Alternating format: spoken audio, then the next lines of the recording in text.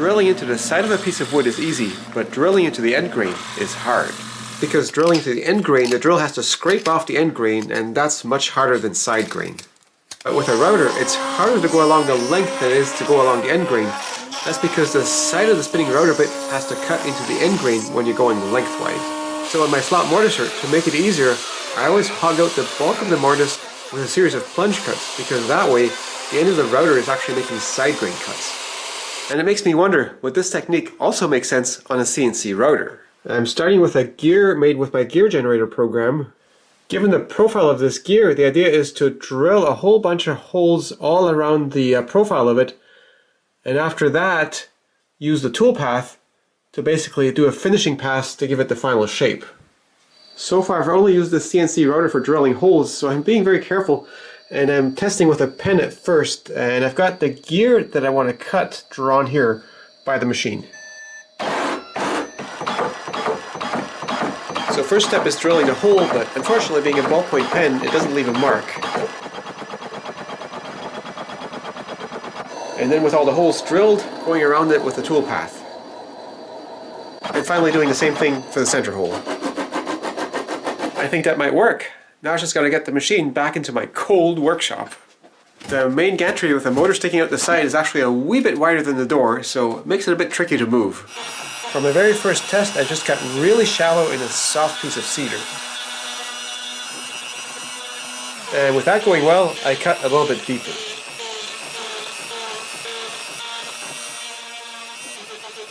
This splintery cedar wood is definitely not suitable material for gears. And then moving on to some poplar plywood with fairly thin plies. I haven't implemented any sort of tabs yet, which is why I haven't been cutting these gears at full depth. Gear faces are a bit rough, but this is also not very good plywood.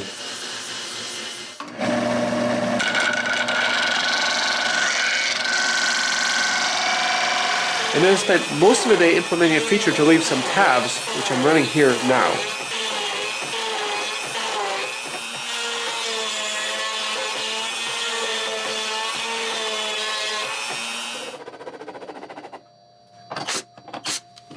Well, I didn't cut this one quite deep enough, but pretty close. And the hole in this gear is not round. That's because I tried to match the shape of this shaft, which has got two flat spots on it. Except the router can't cut inside corners, so I still have to work that a little bit.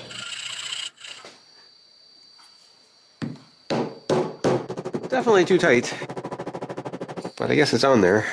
So one of these teeth is too short because I cut that gear too close to the edge. Then cutting out a 24 tooth gear to mesh with that one. But once again, I underestimated its size and it's too close to the edge.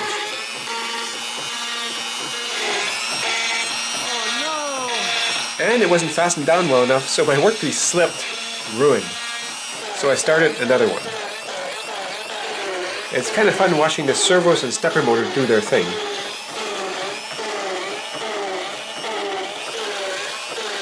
And here's doing the final pass, and the router's lifting over the tabs, which are nice and thick, because I'll cut those out with a bandsaw anyways.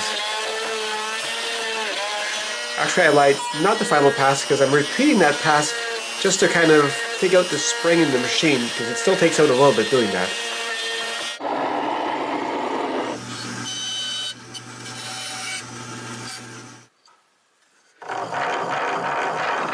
That runs better than I thought it would.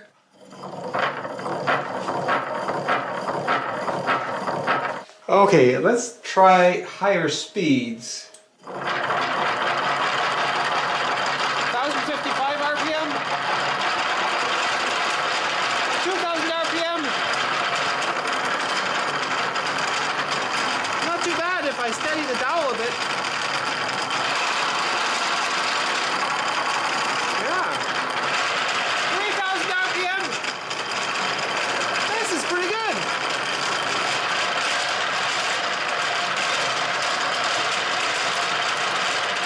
Oh, too fast.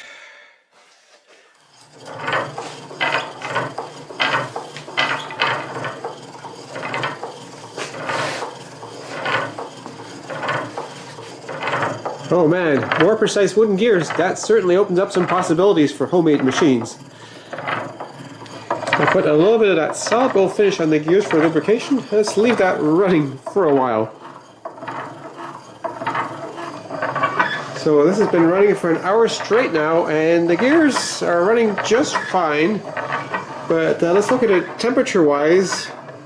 And you can see the motor is lit right up. That's at 28 degrees for the motor, so not really warm. Gears are just cold. The handle on the gear, that's warm because it's constantly rubbing because it's turning. And on the back, the axle is getting warm because that's constantly rubbing. I'm surprised how cold the gears are. There's a few warm spots on there because when it's driving the handle up or down, there's a bit more pressure on the gear because there's a 10-pound weight hanging off of it. And these are the gear teeth that are driven while it's lifting up the weight, and it's hard to see noticeable wear on those. And this isn't super good plywood, it's just a poplar plywood, and it's got overlapping plies and sometimes voids and stuff like that. So I'm surprised it's holding up as well as it is. If I wanted these to last, I would just use Baltic birch. For comparison, I also had to mill a gear with a more conventional tool path, which is just successive passes at increasing depths.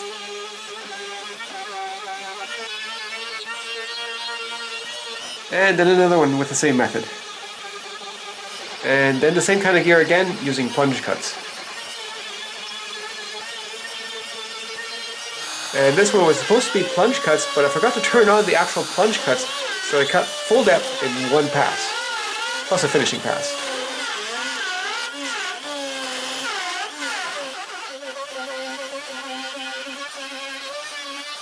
And you can clearly see some asymmetry on the teeth just from bit deflection, even though I did an extra finishing pass. And with that gear still on the table and reference established, I figured just give it a few more finishing passes and see what happens.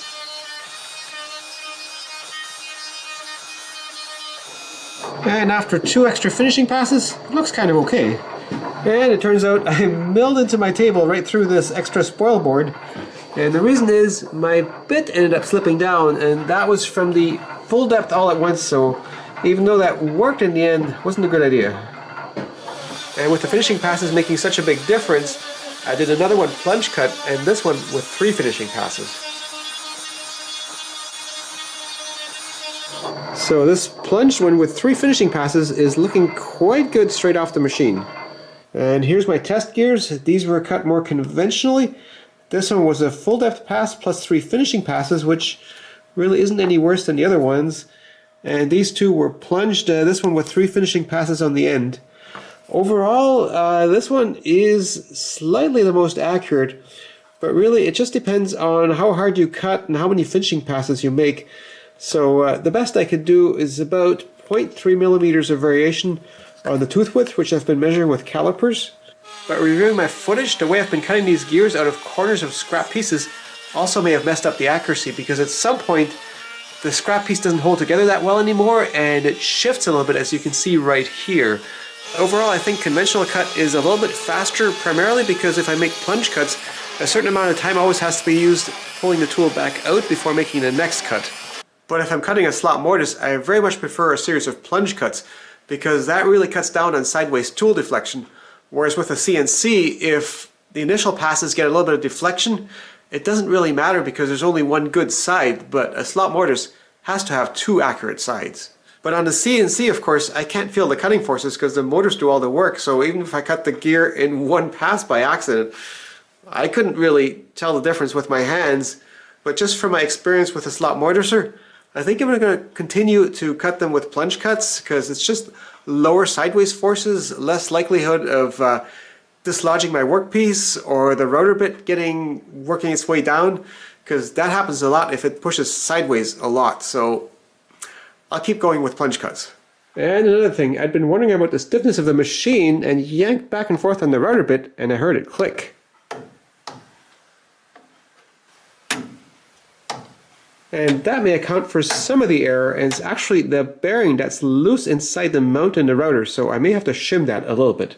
As for these gears, these have been grinding away for another 5 hours straight at a slightly increased speed. And examining the gears after all this running, I think this side of the gear is a little bit more worn off than the other side. That's the side that's driving it, and on this side where it's actually lifting the weight, I think this has got a little bit of wear on it. I mean, it's not obvious, but I think this is sloped a little bit more. And this was all run off of a servo motor that DMM Technology sent me.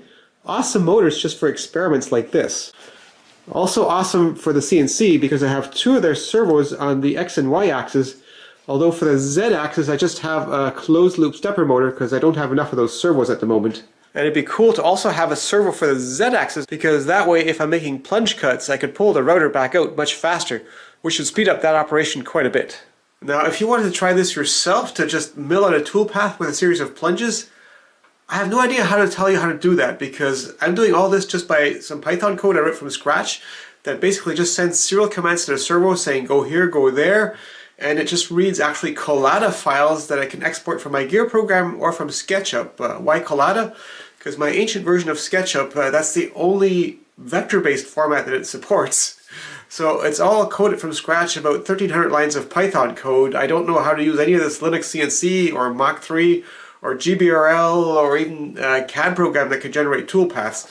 All the toolpath stuff and CNC control is in my own custom Python scripts, which, you know, surprisingly works real-time enough for that, but of course I'm using servos, not steppers, so the real-time constraints aren't nearly as bad as they would be for steppers. The one stepper I do use for the vertical axis is a closed loop stepper, and for that one, if I'm a bit late on it, it'll figure out how to catch up and all that, so no problem.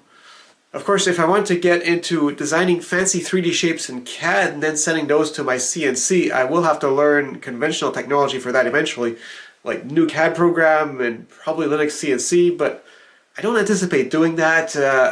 If I do more stuff with a CNC, it'll be cutting gears or possibly something that's more mathematical, at which point my own scripts will work much better for me because I can just modify those to what I need.